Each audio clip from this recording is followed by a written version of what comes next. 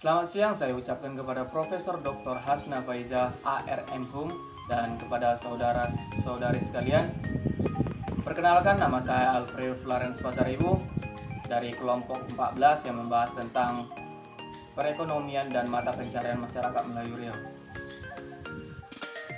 Baiklah, di sini saya akan membahas tentang 5 panca atau carana kerja masyarakat Melayu Riau, yang dimana ada 5 panca atau carana kerja masyarakat Melayu Riau, yaitu yang pertama, kerja mengambil hasil alam atau semula jadi, yang dimana masyarakat Melayu Riau akan membuat ramuan-ramuan yang berasal dari alam dan melakukan pemburuan dan menghasilkan daging dari alam. Dan masyarakat Melayu Riau juga berprofesi sebagai nelayan. Dan yang pertama ini biasanya disebut dengan Eka Carna. Mengapa disebut sebagai Eka Carna atau yang disebut sebagai posisi pertama di bagian 5 panca atau carana kerja masyarakat Melayu Riau? Itu dikarenakan pada masa dulu atau masa kuno, masyarakat Melayu Riau sering melakukan perburuan, meramu, dan berlayar sebagai nelayan.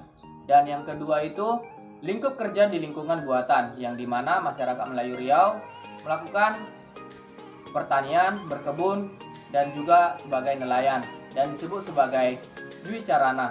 Yang ketiga, kerja menjual tenaga, yang dimana masyarakat Melayu Riau melakukan menjahit, menjadi buruh bangunan, menjadi nelayan, dan sebagainya, dan disebut sebagai Tricarana.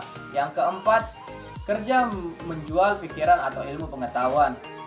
Masyarakat Melayu Riau banyak melakukan penjualan pikiran atau ilmu pengetahuan, yang dimana masyarakat Melayu Riau menjadi guru silat, guru agama, ataupun sebagai guru mengaji, dan disebut sebagai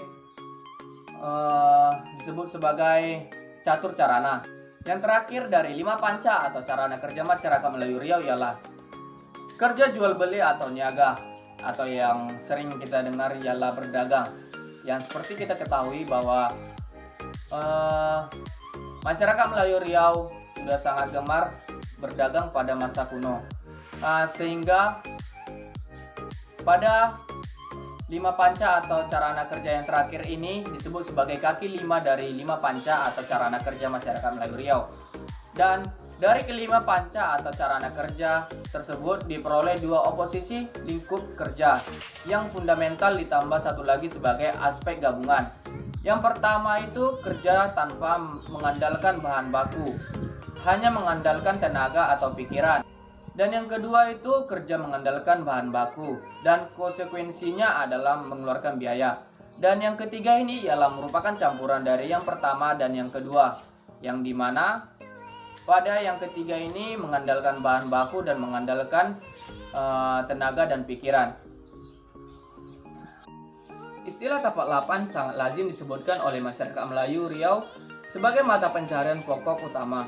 Namun istilah ini tidak hanya digunakan untuk keperluan perekonomian, namun untuk sebagai macam-macam aktivitas atau keperluan seperti yang pertama berladang padi yang dilakukan oleh masyarakat Melayu Riau, yang kedua rumah tangga bagi yang sudah berkeluarga, yang ketiga bagi orang tarikat tasawuf, yang keempat tapak lapan dalam Islam adalah tauhid, tapak lapan iman adalah yakin, yang kelima dalam ilmu bela diri pencaksilat Melayu, keputusan silat merupakan tapak lapan. Berladang padi bagi masyarakat Melayu Riau adalah tapak lapan, karena manusia sangat bergantung pada padi sebagai makanan pokok. Di Batu Rijal dan Talang Mamak pernah terjadi krisis padi karena serangan hama, sehingga sebagian orang Melayu di kampung tersebut berimigrasi ke tempat lain dan menyelamatkan diri melakukan ahli wacana kerja. Rumah tangga adalah tapak lapan bagi yang telah berkeluarga. Rumah dijadikan tempat kembali atau pulang. Tumpuan tempat membina keluarga. Tempat aktivitas suami, istri, aktivitas adat, dan lain-lain. Demikianlah presentasi yang bisa saya sampaikan. Apabila ada perkataan yang salah, saya mohon maaf dan saya ucapkan terima kasih.